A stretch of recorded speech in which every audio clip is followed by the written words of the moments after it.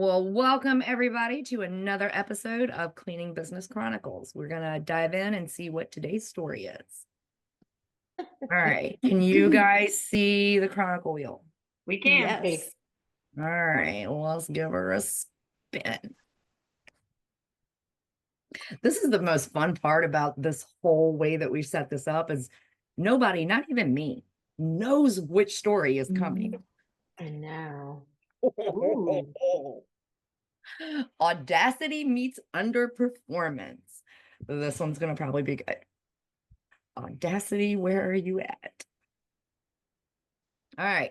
I recently rehired an employee who had previously left due to personal reasons. She hasn't been back long, but she's already asking for a raise. The problem is that her performance hasn't improved since she returned. I've been getting complaints from clients, and it seems like she's cutting corners, finishing jobs too quickly, and missing tasks I've just retrained her on. I'm not sure how to approach the conversation about the raise, especially since I don't feel she's earned it. I could really use some advice on how to handle this professionally. Okay. I was going to say, go ahead, Maria. But yeah, I mean, I definitely have been there. I definitely hired back an employee who had left and came back. When I agreed to rehire the employee, I had a very open conversation to say, okay, when you left, here's where we were. I believed, of course, this was going to be a happy ending, but here's where we were in our relationship. Here's where we were in our professional relationship. And this is what I meant from boss to coworker. So here's where your performance was. Here was where it was great. Here was where it was not so great. So these would be my conditions for rehiring you going forward. Because obviously, if I'm rehiring you, it's because I want things to go really well. And obviously, if you're coming back, it's because you want things to go really well. So we had a great open conversation. And then the first week happened. So much of the business had changed during the time that she was away. But what I realized is I kind of set her up for failure by rehiring her because the business had changed a lot. I changed a lot. And I was stronger and better as a leader. I was much more open in my conversations and my communication style, which meant that it was going to be more difficult for her because she wasn't necessarily used to somebody addressing the issues. And now here she has a boss that was going to try to coach her. And I realized that before, for example, we had worked in teams and now we're working solo. So while she shined in that environment, she was no longer shining in this environment, but the job changed. I changed the things that didn't work during the time that she left. I very quickly said, let's sit back down again because I made a mistake. And the mistake that I meant was, I really like you. And I made some excuses for your previous performance because of your personal issues. And it is really an excuse because we all have things that happen in our lives and that's how we manage it. And now I'm going to take accountability for wanting this to work out so much so and kind of setting up the environment for you to fail because I skipped a few steps. I banked on our previous relationship and how much I liked you by bringing you back too quickly. So, we had a conversation and I thought we were going down the right path, but I did forget to actually go through the steps as if I would a new hire. So to be fair to each other, let's sit back down as if you are brand new. I know that's hard pill to swallow because you don't want to kind of give up the pain, sweat, and equity that you put into your previous job, and you want your seniority to be recognized. But to be fair, to set you up for success properly, I need to treat you as new because there's so much you don't know. And after we had that sit down and conversation, the conclusion was what she said to me is, you know what? I think we probably should have did this. I think you're right. We both banked on the past, not realizing so much has changed, and it's not a good job for me. And I'm not going to be able to do what you're looking for. I can't do this solo cleaning, blah, blah. Okay, so in this situation where, she's rehired her and the issues are showing, she's got the option to have that sit down and have that conversation and say, okay, you know what? Let's back up. let's talk about what changed while you were gone. And let's look at this as a new employee coming in, and then leave it up to them whether this is where they want to be. And then in that situation too, that is where you can also say, at the way you're performing right now, that does not justify a raise. Now, Michelle, I know you've had a few of your techs come and go and move and come back. And what's your experience with this? I have had three come back. Two of them came back as cleaning techs. One was good, one was bad. And then one came back as an admin and is a freaking rock star. One of them, so the two cleaning techs kind of ended up being a package deal, which I did not want. So the one cleaning tech that came back first, I I was in a situation where all of my cleaning techs had quit on me at the same time. And we were in the process of rebuilding, and this one cleaning tech from a super long time ago, not one that had quit all at the same time, but this super rock star cleaning tech had put in her application. She didn't even contact me first. She just all of a sudden just her application showed up in our pipeline. And I was like, what? This is like an angel from above. Oh my gosh, this is like so amazing. She was pretty much hired on the spot. I mean, I did an interview with her and let her know that, things had changed. And, because similar to you, Tammy, there were a lot of things that had changed since the last time this cleaning tech had been with me. We hadn't gone from teams to solo, but I mean, there were a lot of processes that were different. And so I hired her on, trained her in. She was doing amazing. And about a week later, the other cleaning tech applied. She found out that this cleaning tech was working for me again and was like, oh, yeah, I want to clean for Michelle again, too. That sounds like so much fun. And I was like, oh, no, really? But we need him. We need her. Oh, dang it. Begrudgingly, I hired her basically out of necessity.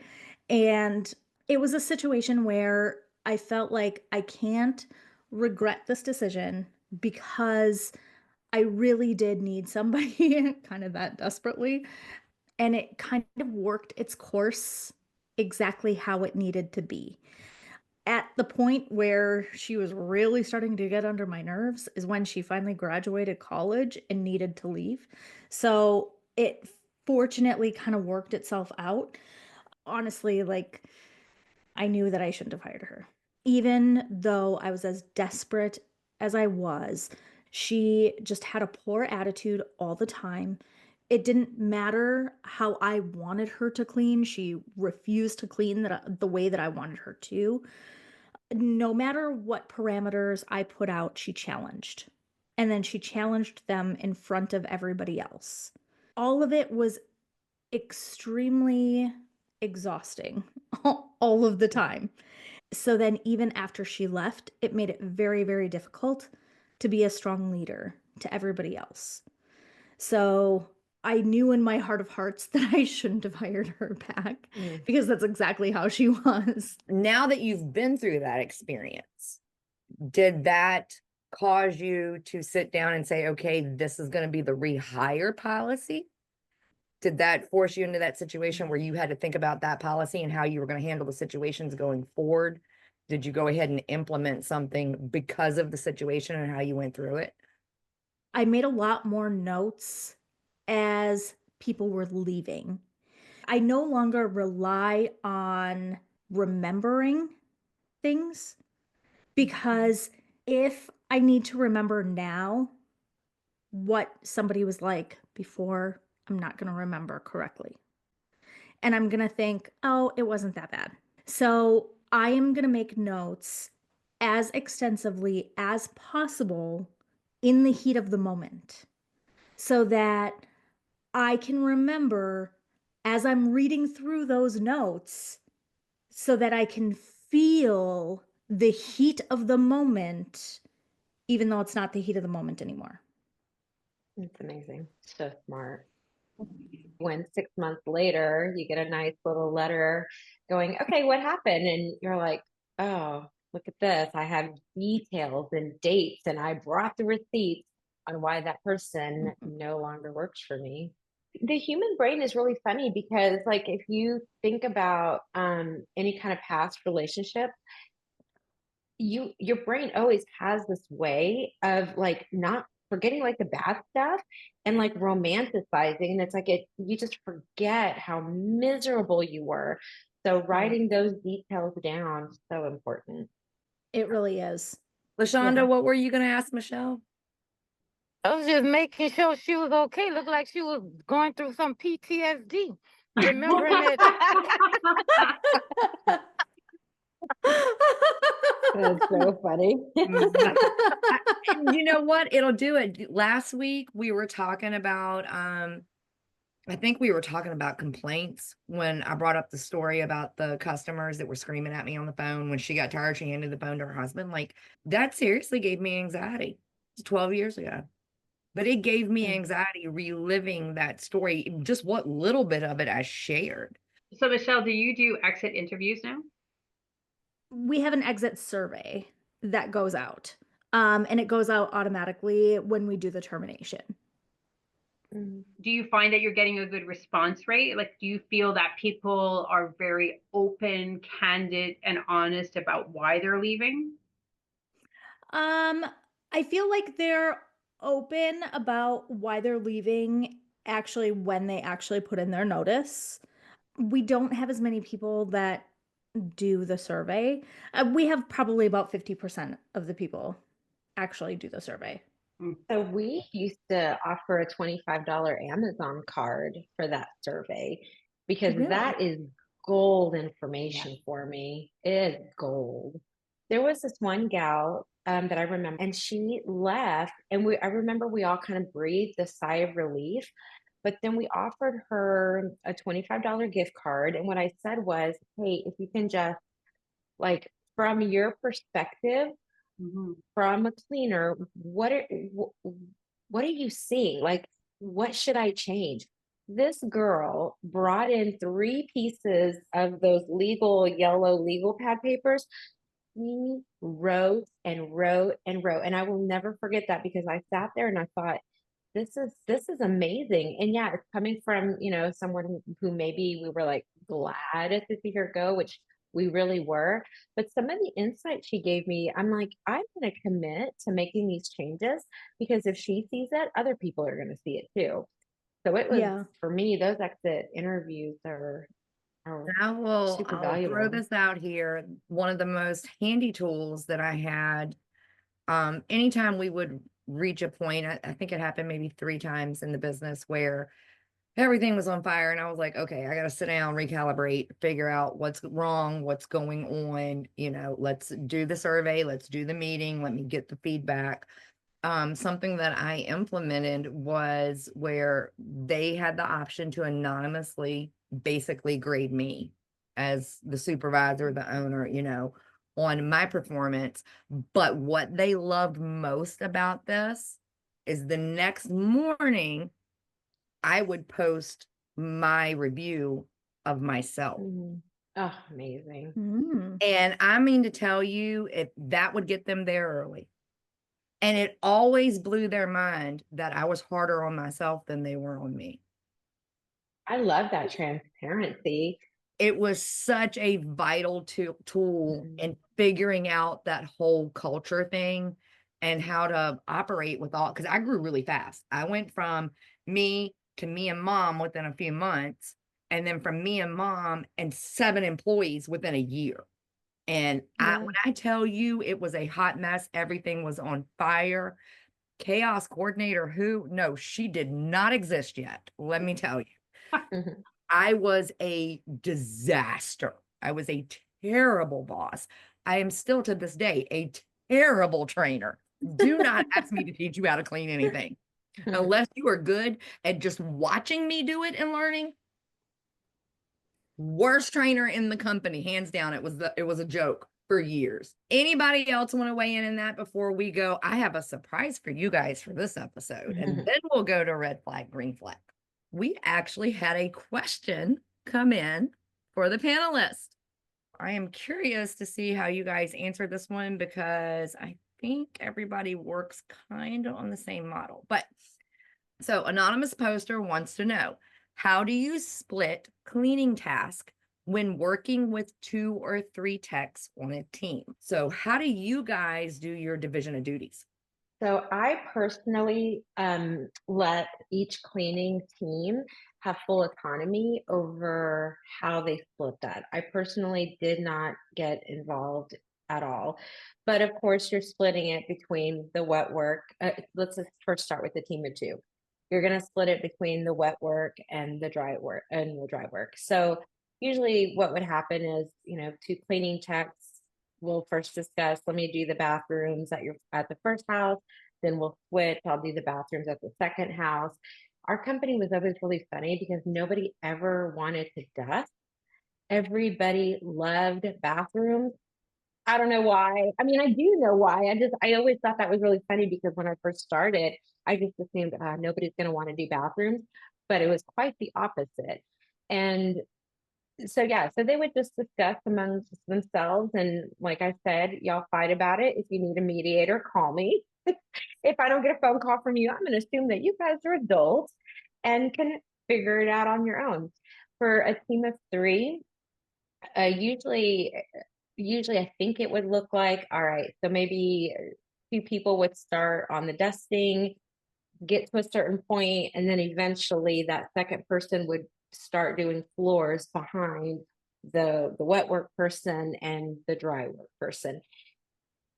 Again, even if my entire company was very systematic, that's one area that I really just let them have full jurisdiction over.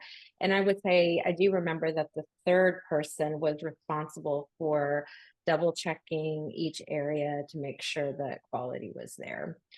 I will say, since we're talking about teams of 3, I will say that one area that we had to watch very carefully was the time spent in the home, because the more people you add, the counterintuitive, because you would think, okay, if I have 7 people on the job, they can get that job done in 30 minutes. No, it actually is the opposite. It starts to take longer and longer.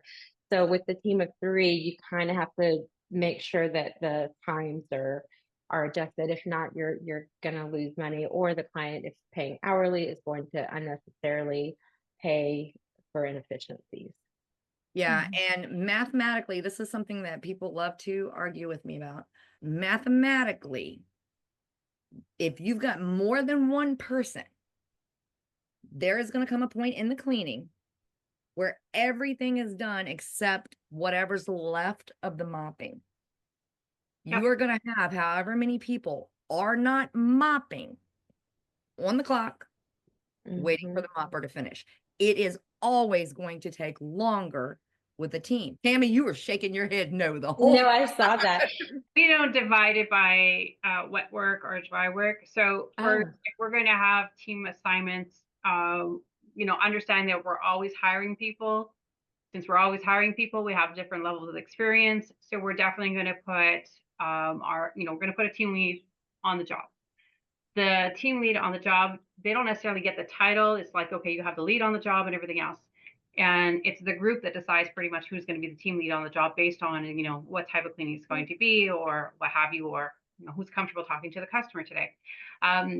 They're going to split it though. So there's one person who's going to take the lead. They're going to do the walkthrough. They're going to look for any concerns. They're going to do the talking with the customer.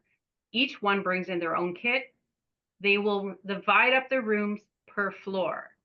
We have a framework with which we already tell the coworkers 3 rooms equals 1 bathroom. So one can do 3 rooms on that floor, because typically the way our homes are is on the top floor, it's the bedroom and bathroom floor. So they typically will have like 3 floors. So top floors, bedroom and bathroom floors, is typically 3 bedrooms, 1 bathroom.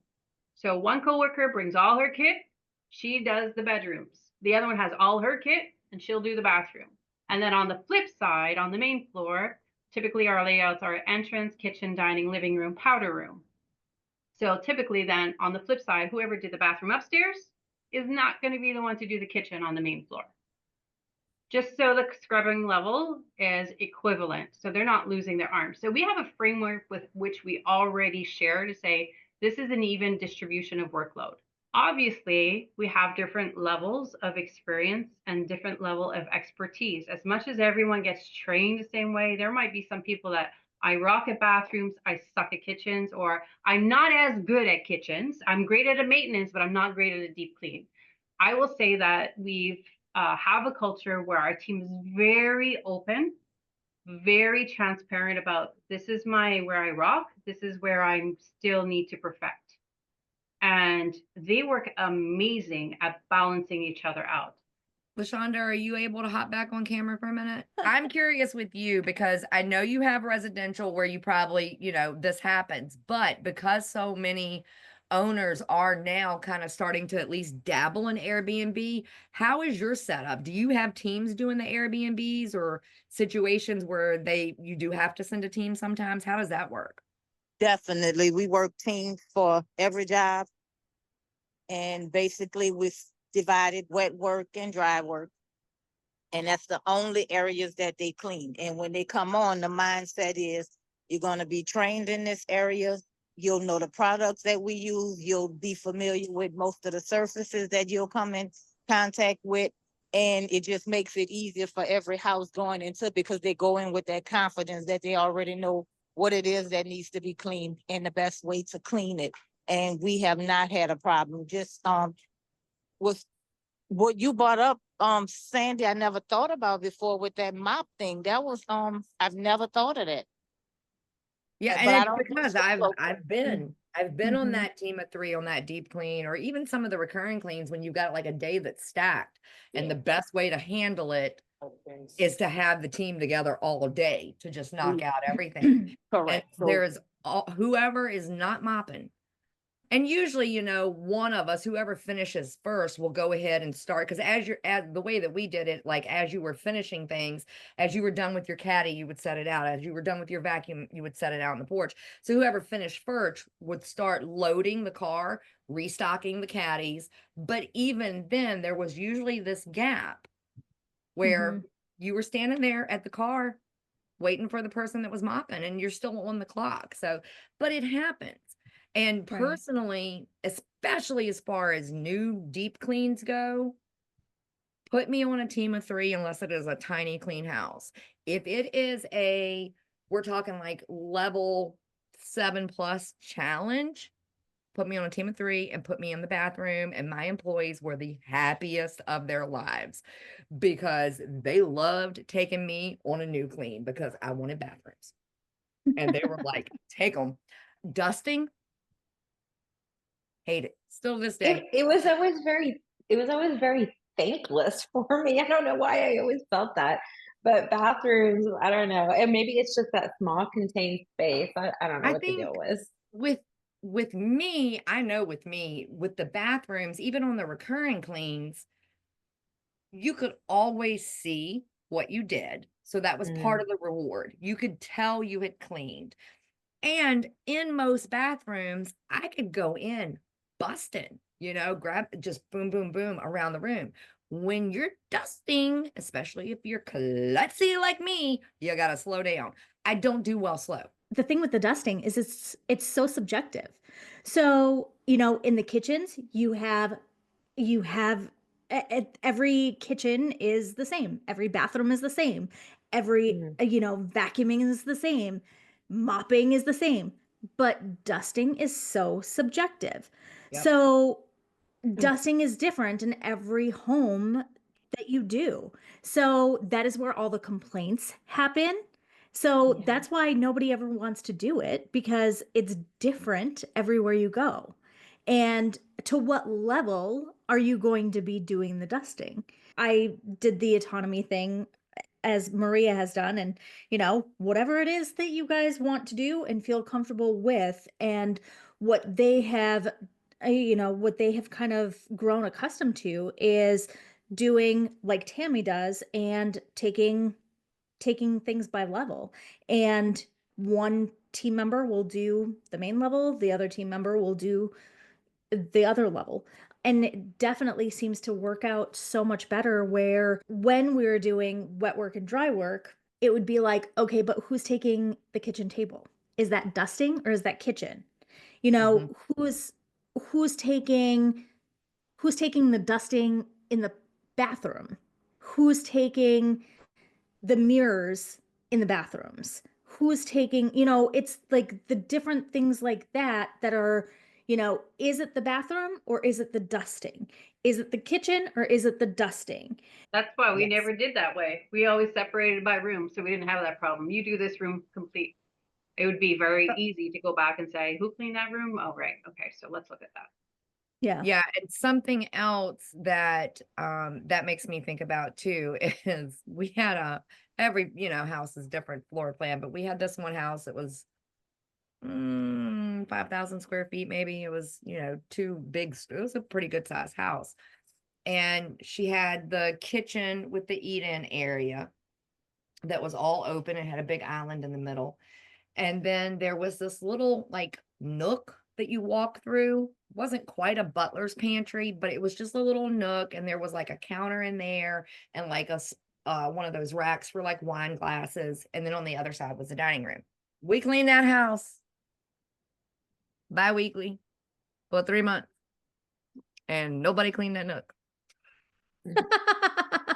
Because the kitchen person thought the dusting dining room person was doing it, and the dusting dining room person thought the kitchen person was doing it. And Yep. that little misstep in communication. And thankfully, the customer found it fairly amusing because we were doing a great job. Like they could see what we cleaned, we did an excellent job at, but we just completely kept missing this one section. So Yeah. if you are working on teams, that is part of my top advice is make sure your teams know to communicate with each other at what point this person is stopping and this person is picking up, or else you could have hallways not done or stairs not done, or Yep. Absolutely. the communication is so, so important. All right. I'm so glad we got that question. That actually Yeah. started out with a lot of variant answers and scenarios, and that, that was awesome. All right. We've got time for one green flag, red flag, and then we are going to call it a night for this one. A male employee is sent to a client's house to clean, and then the client calls afterwards complaining that they don't want a male employee cleaning. I'm very, very curious about because, okay, red flag, Shonda. I've never experienced that. Red, green. Marie, I can't see yours. What do you got? Green. Oh, because it could be here. It really could be. I'm gonna go with green. So, and I will say this is why I'm really curious to see how you guys weigh in. I live in a very, very highly Amish area, and the Amish will hire us to clean. And if they tell us they don't want a male in their house, then we will hire males and we will work males. We will make sure work is available to them. But if the client says, no, don't send them here, doesn't matter what the reason is. If they don't want them back, we don't send them back. That's the way we do it. No, for sure. That's actually why I said green flag because it's definitely within the customer's right to say, "Hey, I don't feel comfortable with this scenario." So I don't feel like they necessarily did anything wrong, and I also think it's the company's responsibility of knowing, okay, like this is a sensitive topic, so how do we kind of have to rethink that this might be an issue. I learned something in the business because of this. So I learned early on that there are certain cultures that where the wife should not be home alone with a man cleaning in their home. So for either religious reasons, cultural reasons, what have you. So I learned that pretty early on. I say that normally these conversations are happening though at the sales point. So if they're really sensitive to it, they normally will tell you in the conversation, oh, are you going to send a male or are you going to send a female? And I kind of now As a result of learning this, though, I have changed the way that we talk about our service. So when we're giving a description of who's going to come to your home, I'll say he or she, he or she. Or I give examples of men and women, like their names. So that way, if it's something they're uncomfortable with, it's usually a prompt for them to say, I am not comfortable with a man coming in my home. I won't, though, however, accept other restrictions.